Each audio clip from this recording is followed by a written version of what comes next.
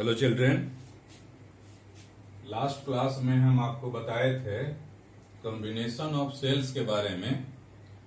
Combination of sales में बताए थे कि तीन तरह का सेल्स का कॉम्बिनेशन होता है। सीरीज कॉम्बिनेशन होता है, पैरेलल कॉम्बिनेशन होता है और एक मिक्स कॉम्बिनेशन होता है। तो लास्ट क्लास में भी बताए थे, सीरीज कॉम्बिनेशन ऑफ सेल्स के बारे में बताए थे और सीरीज कॉम्बिनेशन ऑफ सेल्स में भी बताए थे कि मान लेते हैं आपके पास जितना सेल है सब एक ही तरह का हो। एक ही तरह का हो मतलब सबका ईएमएफ बराबर हो, सबका इंटरनल रेजिस्टेंस बराबर हो। और फिर उसमें एक दूसरा चीज बताए थे कि ऐसा भी हो सकता है कि सबका ईएमएफ डिफरेंट हो, सबका इंटरनल रेजिस्टेंस डिफरेंट हो। आज बताना है पैरेलल कॉम्बिनेशन ऑफ सेल्स के बारे में। तो पैरेलल कॉम्बिनेशन ऑफ सेल्स में पहले देखिए, when cells are of same EMF and internal resistance, मतलब आपके पास जितना सेल है सबका ईएमएफ बराबर है, सबका इंटरनल रेजिस्टेंस बराबर है। देखिए, एक सेल, दो सेल, तीन सेल, इसी तरह कितना है, बहुत सारा सेल है। मान लेते हैं एम सेल है, नंबर ऑफ सेल कितना है, एम सेल है, एम टाइम्स एम टाइम्स। सबको हम लोग पैरेलल कॉम्बिनेशन करना है। तो जितना सबका ये जो पॉजिटिव है, हर एक सेल का पॉजिटिव को एक पॉइंट पर जोड़ देंगे। सब सेल के पॉजिटिव को हम लोग एक पॉइंट पर जोड़ दें और सब सेल का जो नेगेटिव है, नेगेटिव इलेक्ट्रोड को दूसरे छोर पर जोड़ दें, दूसरे छोर पर जोड़ दें।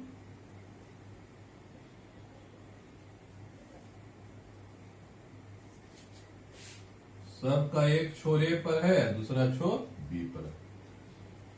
When cells are of same EMF, सबका ईएमएफ बराबर है, मतलब हर एक सेल का ईएमएफ का वैल्यू ई है, सब सेल का ईएमएफ का वैल्यू ई है। And internal resistance, internal resistance भी सबका सेम है, सबका इंटरनल रेजिस्टेंस स्मॉल आर है। ठीक है, तो हमको निकालना है, मेन बात यह जानना है यहां कि यहां जो करंट फ्लो होगा, करंट का वैल्यू क्या होगा। करंट का वैल्यू कब होगा, कब मैक्सिमम करंट हम फ्लो कर सकते हैं। तो करंट फ्लो करने के लिए इस सर्किट को हम कंप्लीट करें। सर्किट कंप्लीट करने के लिए हम एक एक्सटर्नल रेजिस्टेंस जोड़ दिए। अब देखिए, ये जो एक्सटर्नल रेजिस्टेंस हम जोड़े, तो यहां से जो करंट फ्लो होगा, ये जो करंट फ्लो होगा, हर एक में करंट का वैल्यू चूंकि पैरेलल है, तो पैरेलल है, इसमें कितना करंट फ्लो होगा ये आपको जानना है।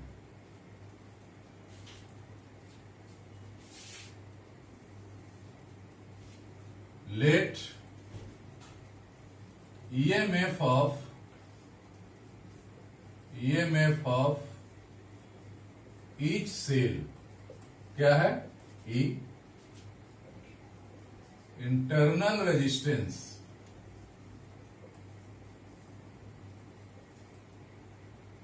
Of each cell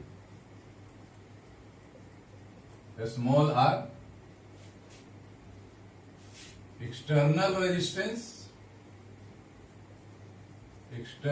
resistance of circuit हो जाएगा R. Number of cells, number of cell कहिए या इसको कह सकते हैं नंबर ऑफ पैरेलल ग्रुप या number of parallel group. Parallel group का लाइन कितना है, एम। हर एक आर्म में, हर एक पैरेलल लाइन में एक सेल है। तो ऐसा कितना है, देखिए हर एक सेल का एक पॉइंट ए पर है, दूसरा पॉइंट बी पर है। मतलब टोटल इस सर्किट का ईएमएफ का वैल्यू ई ही रहेगा। इसमें ईएमएफ का वैल्यू हमेशा ई रहेगा।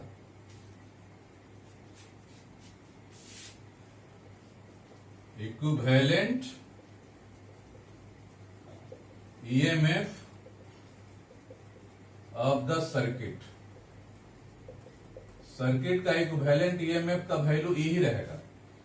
क्योंकि भले ही एम सेल है लेकिन सब पैरेलल में है, तो सब पैरेलल में है इसलिए सब का इक्विवेलेंट ईएमएफ ई ही होगा। अब देखिए ये जो इंटरनल रेजिस्टेंस तो सब पैरेलल में है, तो पैरेलल का फॉर्मूला लगाएंगे। इक्विवेलेंट इंटरनल रेजिस्टेंस कितना हो जाएगा, इक्विवेलेंट इंटरनल रेजिस्टेंस हो जाएगा, एक रेजिस्टेंस का वैल्यू आर है, ऐसा क्या है, एम ग्रुप है। तो एम ग्रुप है तो इसका इक्विवेलेंट रेजिस्टेंस का वैल्यू हो जाएगा आर बाई एम। तो इक्विवेलेंट इंटरनल रेजिस्टेंस हो गया आर बाई एम और एक्सटर्नल रेजिस्टेंस है आर। तो इसका इक्विवेलेंट इंटरनल रेजिस्टेंस और ये एक्सटर्नल रेजिस्टेंस, ये दोनों सीरीज में होगा। तो टोटल रेजिस्टेंस हो जाएगा, total resistance of the circuit हो जाएगा, total resistance of circuit external resistance plus internal resistance. मतलब R plus capital R plus R by M, ये हो गया टोटल रेजिस्टेंस का वैल्यू। तो अब कितना करंट फ्लो होगा, now amount of current, amount of current flowing through circuit, circuit से कितना करंट फ्लो होगा, आई का value total EMF by total resistance,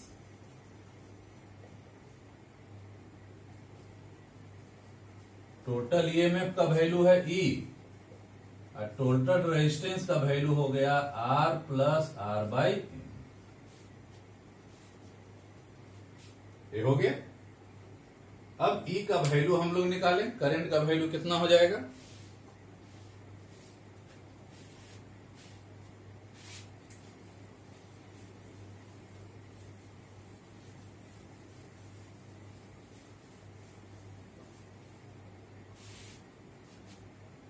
figure भी मिटा दें, देख लीजिए ठीक से फिगर। चलिए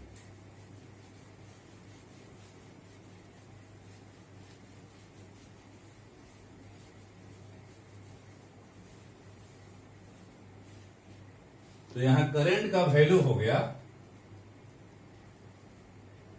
आई का वैल्यू हो गया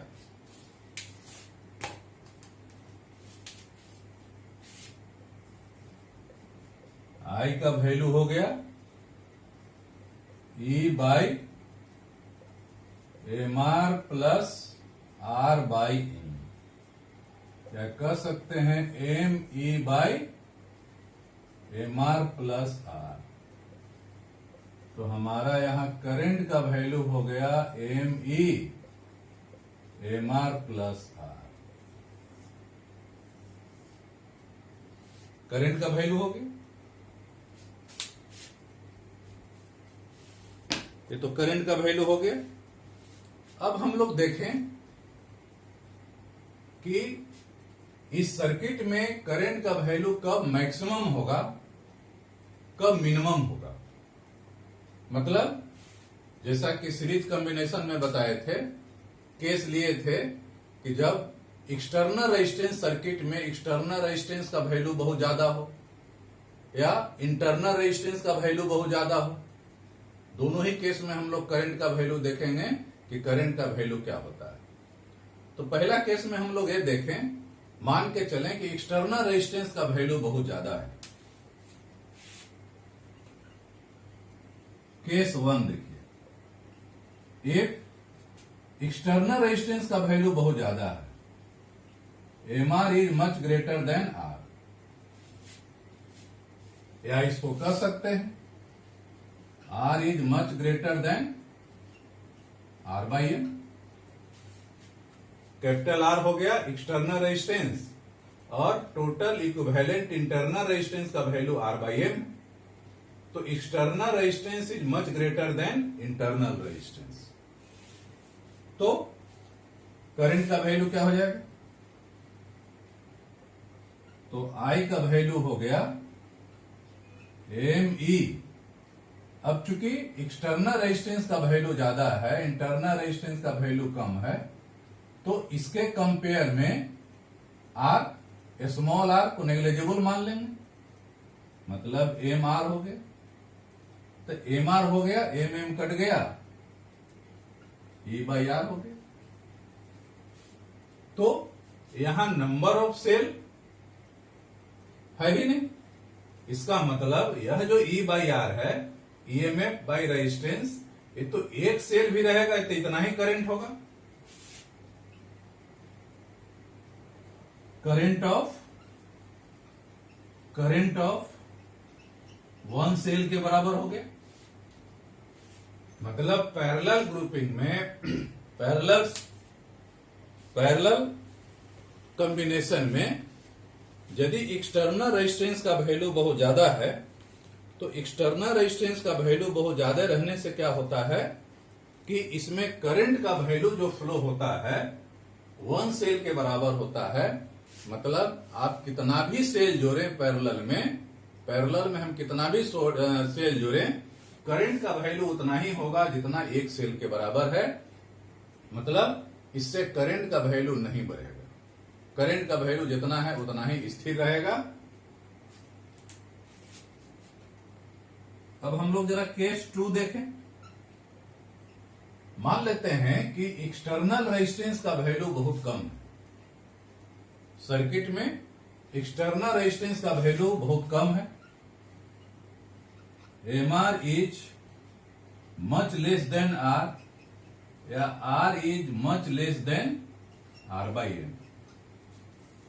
एक्सटर्नल रेजिस्टेंस का वैल्यू इंटरनल रेजिस्टेंस के कंपेयर में बहुत कम है, एक्सटर्नल रेजिस्टेंस बहुत हम कम जोड़े हैं, तब क्या होगा, कितना करंट फ्लो होगा? तो I का वैल्यू हो जाएगा ME।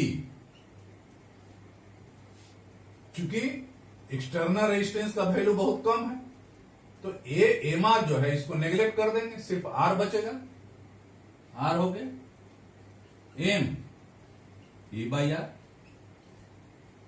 E/R क्या है? एक सेल से करंट, तो M into current of 1 cell.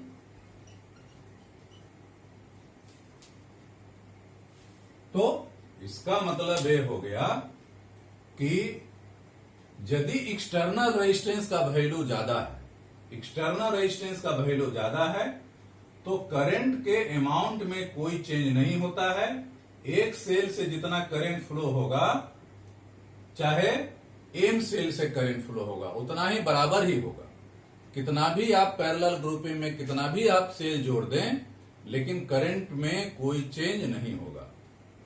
लेकिन यही जब एक्सटर्नल रेजिस्टेंस का वैल्यू बहुत कम हो इंटरनल रेजिस्टेंस के कंपेयर में, तब यहां करंट का वैल्यू एक सेल से जितना करंट फ्लो होता है उसका M टाइम्स होता है। तो यदि एक्सटर्नल रेजिस्टेंस का वैल्यू कम हो, तब ये पैरेलल ग्रुपिंग जोड़ना ज्यादा प्रॉफिटेबल होता है। ये सीरीज में जब हम बताए थे, तो सीरीज में बताए थे कि यदि एक्सटर्नल रेजिस्टेंस का वैल्यू ज्यादा होता है, उस समय करंट का वैल्यू ज्यादा होता है। लेकिन पैरेलल ग्रुपिंग में हम लोग देख रहे हैं क्या, कि यदि पैरेलल ग्रुपिंग में देख रहे हैं कि इंटरनल रेजिस्टेंस का वैल्यू ज्यादा है, मतलब एक्सटर्नल रेजिस्टेंस का वैल्यू कम है, तब करंट का वैल्यू ज्यादा होता है। तो एक बात क्लियर हो गया कि यदि एक्सटर्नल रेजिस्टेंस का वैल्यू ज्यादा हो तब हमको सीरीज ग्रुपिंग जोड़ना चाहिए, और यदि एक्सटर्नल रेजिस्टेंस का वैल्यू कम हो तब हमको पैरेलल कॉम्बिनेशन जोड़ना चाहिए to get maximum current. Maximum current obtain करने के लिए पैरेलल ग्रुपिंग कब जोड़ेंगे? पैरेलल ग्रुपिंग तब जोड़ेंगे जब एक्सटर्नल रेजिस्टेंस का वैल्यू कम होगा, लेस होगा इंटरनल के कंपेयर में। और सीरीज ग्रुपिंग कब जोड़ेंगे? जब एक्सटर्नल रेजिस्टेंस का वैल्यू ज्यादा हो इंटरनल के कंपेयर में। तो ये है सिंपल थ्योरी, जब हर एक सेल का ईएमएफ और इंटरनल रेजिस्टेंस सबका बराबर है तब। अब हम लोग नेक्स्ट केस देखें कि यदि हर एक सेल का ईएमएफ और इंटरनल रेजिस्टेंस सबका अलग अलग है तो क्या होगा।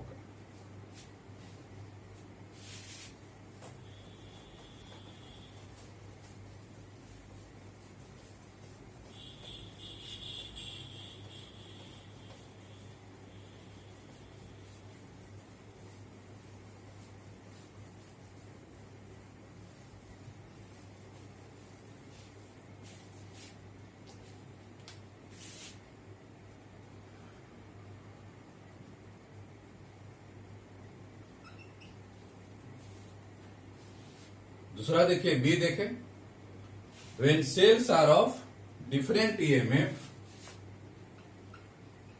when cells are of different EMF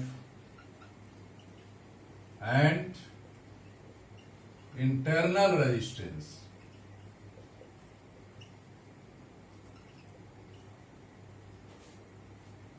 cell का ईएमएफ अलग अलग है, इंटरनल रेजिस्टेंस अलग अलग है। इसमें हम लोग पहले दो सेल के लिए जरा देखें। दो सेल के लिए देखिए,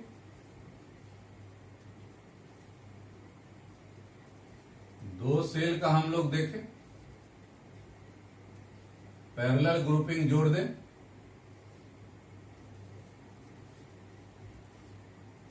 एक सेल का पॉजिटिव नेगेटिव है, ईएमएफ इसका E1 है, इंटरनल रेजिस्टेंस R1 है। दूसरा सेल का पॉजिटिव नेगेटिव है, ईएमएफ इसका E2 है, इंटरनल रेजिस्टेंस R2 है।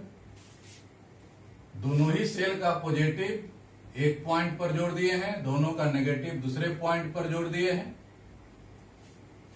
पैरेलल ग्रुपिंग में। अब क्या है, इसको हमको इसको करंट का वैल्यू निकालने के लिए क्या करेंगे, सर्किट कंप्लीट कर दें, मतलब एक एक्सटर्नल रेजिस्टेंस से हम जोड़ दें। अब देखिए, दो सेल है, दोनों सेल का एक्सटर्नल रेजिस्टेंस तो सब एक ही है, लेकिन दोनों का ईएमएफ का वैल्यू अलग अलग है, दोनों का इंटरनल रेजिस्टेंस अलग अलग है। इसलिए मान लेते हैं यहां से जो करंट आया I1, यहां से जो करंट आया I2, ये दोनों मिला कर करके मेन करंट हो गया I = I1 प्लस I2। तो मेन करंट दोनों जुड़ जाएगा, I1 प्लस I2 हो जाएगा।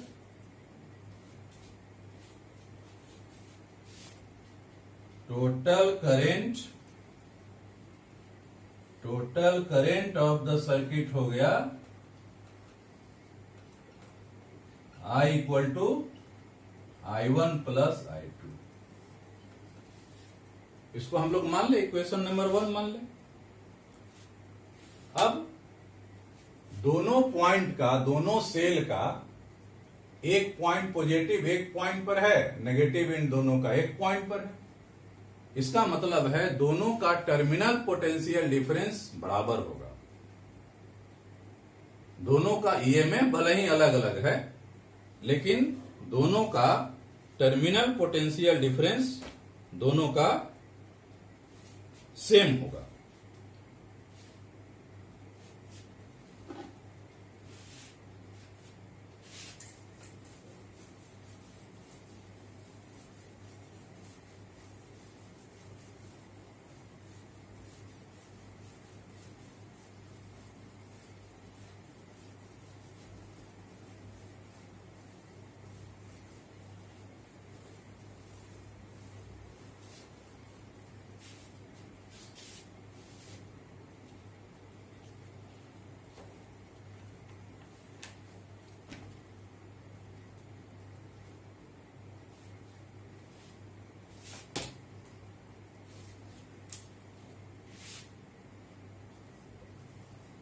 कह रहे थे कि दोनों सेल का ईएमएफ अलग अलग है, दोनों का इंटरनल रेजिस्टेंस अलग अलग है, लेकिन दोनों का एक पॉइंट ए पर है, दूसरा पॉइंट बी पर है।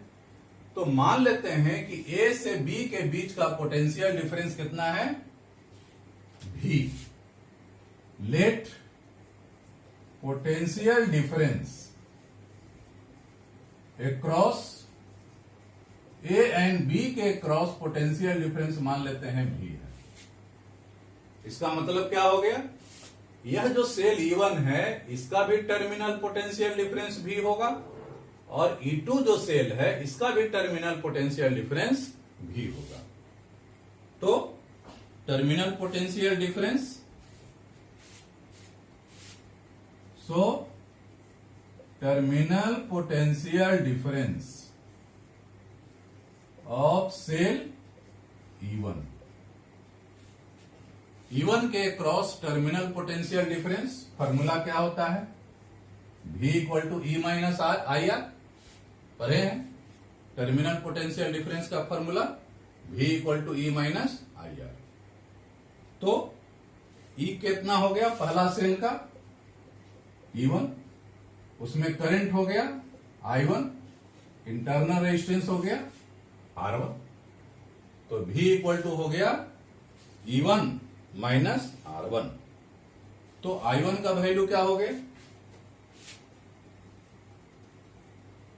तो हम लोग लिख सकते हैं I1 R1 equal to E1 minus V, या I1 का वैल्यू हो गया E1 minus V by R1। तो करंट का वैल्यू हो गया E1 minus V by R1 हो गया। अगेन, चूंकि दोनों सेल का एक पॉइंट ए पर है, दूसरा पॉइंट बी पर है, ए और बी के बीच का पोटेंशियल डिफरेंस भी है, इसका मतलब E1 का भी टर्मिनल पोटेंशियल डिफरेंस भी हो गया और E2 का भी पोटेंशियल डिफरेंस भी हो गया। तो again terminal potential difference across cell E2, E2 के क्रॉस कितना हो जाएगा टर्मिनल पोटेंशियल डिफरेंस, वो भी हो गया।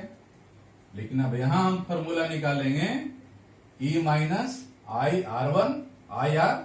तो E माइनस E के जगह पर हो गया E2 माइनस आई आर होता है, तो I के जगह पर हो गया I2, R के जगह पर हो गया R2, या I2 R2 का वैल्यू हो जाएगा E2 माइनस V। तो करंट का वैल्यू हो गया E2 minus V by R2। दोनों करंट का वैल्यू निकल गए। पहला में करंट होगा E1 minus V by R1, दूसरा में करंट हो गया E2 minus V by R2। अब यह जो करंट का वैल्यू हो गया, इसको हम इक्वेशन नंबर 1 में पुट अप कर दें।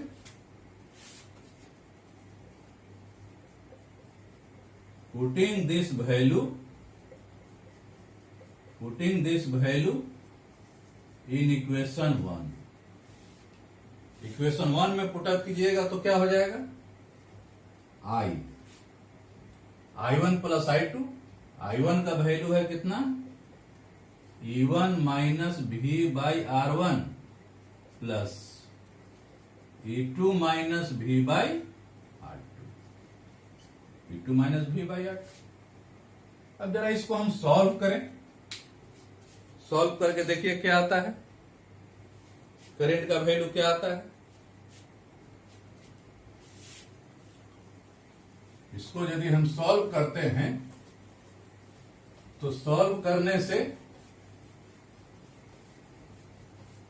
क्या होता है जरा देखें हम लोग।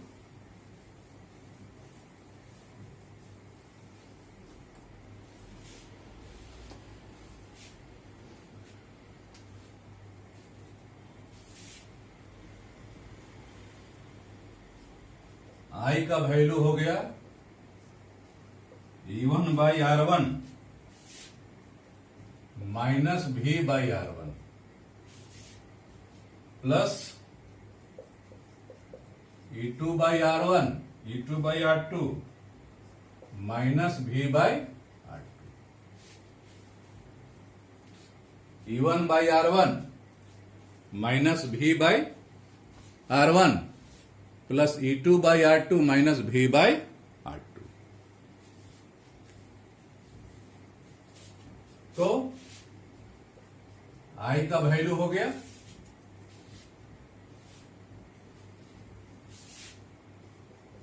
E1 by R1 plus E2 by R2 minus V common ले लें 1 by R1 plus 1 by R2 कितना हो गया R1 R2 एलसीएम हो गया R2 E1 plus R1 E2 minus V। यहां हम लोग एलसीएम ले लें R1 R2 तो ये हो जाएगा R2 प्लस R1। I का वैल्यू हो गया। तो I का वैल्यू हो गया। अब यहां क्या करें V का वैल्यू जरा यहां निकालिए। V R1 plus R2 divided by R1 R2 ये हो गया R2 E1 plus R1 E2 divided by R1 R2।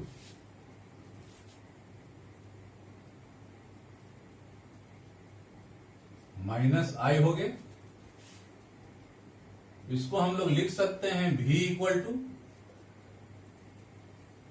R2 E1 plus R1 E2 divided by R1 R2 minus I में हम डिवाइड कर देंगे R1 plus R2 divided by R1 R2 से हम divide कर देंगे। तो अब जरा इसको सॉल्व करें।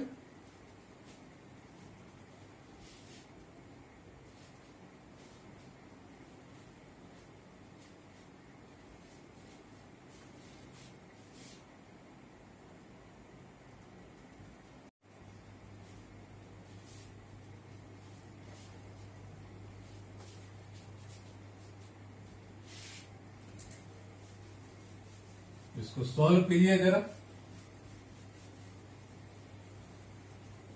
यदि इसको हम सॉल्व करते हैं तो क्या मिलेगा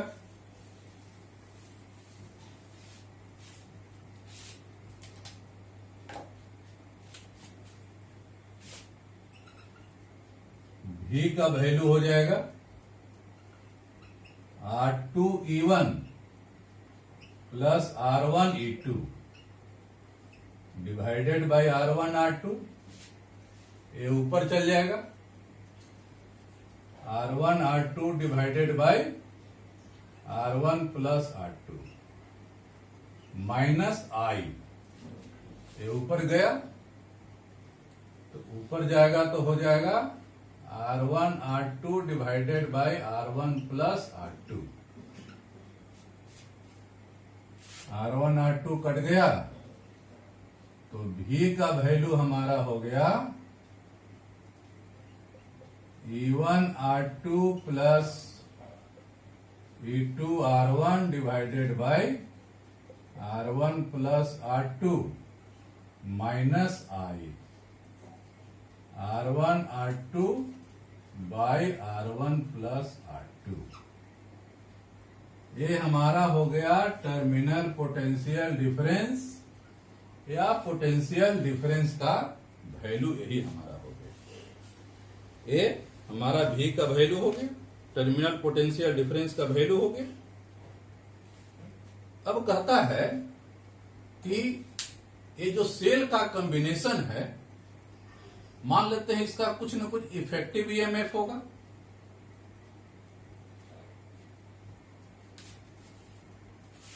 late effective EMF of cells in parallel combination,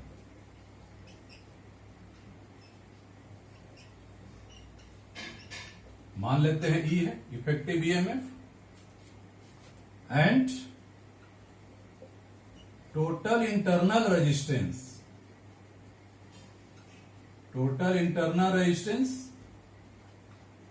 of combination R. तो पैरेलल कॉम्बिनेशन में पोटेंशियल डिफरेंस तो सबका बराबर होता है, तो पोटेंशियल टर्मिनल पोटेंशियल डिफरेंस का वैल्यू हो जाएगा V equal to E minus I R, E minus I R. इसको हम मान लेते हैं, यदि इक्वेशन नंबर 2 मान ले, इसको इक्वेशन नंबर 3 मान ले, तो जरा 2 और 3 को कंपेयर करें। कंपेयर करेंगे तो क्या हो जाएगा, कंपेयरिंग इक्वेशन 2 एंड 3, दोनों को कंपेयर करेंगे तो टर्मिनल पोटेंशियल डिफरेंस V का वैल्यू तो सेम है। तो ये जो वैल्यू आया, यह जो वैल्यू आया, ये वैल्यू किसका हो गया, ये वैल्यू हो गया इफेक्टिव ईएमएफ का वैल्यू। आई तो यहां भी है, आई यहां भी है, तो ये वैल्यू हो गया इफेक्टिव इंटरनल रेजिस्टेंस या इक्विवेलेंट इंटरनल रेजिस्टेंस का वैल्यू आ गया। तो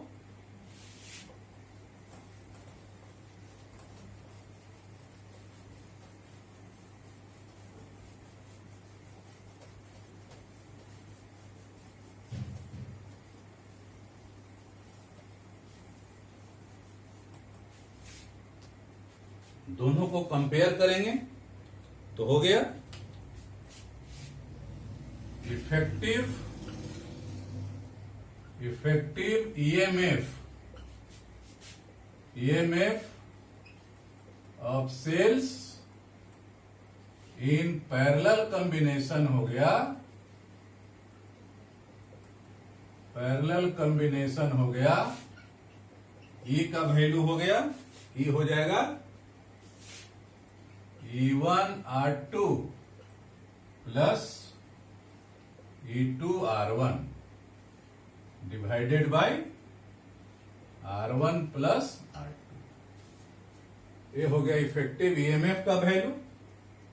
आई तो यहां भी है, आई यहां भी है, ये है इंटरनल रेजिस्टेंस, ये भी हो गया internal resistance, and equivalent internal resistance का वैल्यू हो गया, equivalent internal resistance in parallel combination, ये वैल्यू हो गया कितना, तो R इक्वल टू हो गया R1 R2 divided by R1 plus R2।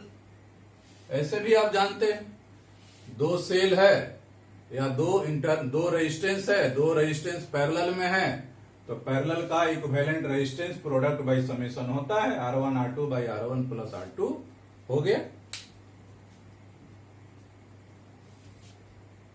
तो ये हो गया इक्विवेलेंट इंटरनल रेजिस्टेंस का वैल्यू, और ये हो गया इफेक्टिव ईएमएफ का वैल्यू। जब इफेक्टिव ईएमएफ का वैल्यू हो गया, इंटरनल रेजिस्टेंस का वैल्यू हो जाएगा, तो अमाउंट ऑफ करंट कितना फ्लो हो जाएगा, देन अमाउंट ऑफ करंट कितना फ्लो होगा, टोटल अमाउंट ऑफ करंट हो जाएगा I equal to total EMF by R plus, जहां E क्या है, इफेक्टिव ईएमएफ, कैपिटल R हो गया एक्सटर्नल रेजिस्टेंस, और R हो गया इक्विवेलेंट इंटरनल रेजिस्टेंस का वैल्यू। तो ये हो गया पैरेलल कॉम्बिनेशन ऑफ सेल्स में जब हर एक सेल का ईएमएफ और इंटरनल रेजिस्टेंस सेम है तब, और ए हो गया जब हर एक सेल का इफेक्ट ईएमएफ और इंटरनल रेजिस्टेंस अलग अलग है तब, डिफरेंट है तब। हालांकि ये जो हम लोग निकाले हैं 2 सेल के लिए निकाले हैं, इस तरह जिस तरह हम लोग 2 सेल के लिए निकाले उसी तरह 3 सेल के लिए, 4 सेल के लिए, चाहे m सेल के लिए हम लोग निकाल सकते हैं। तो ठीक है, ये हो गया पैरेलल ग्रुपिंग ऑफ सेल्स। एक और थोड़ा सा बच गया है जिसको हम लोग कहते हैं mix grouping of cell, next class में। Thank you.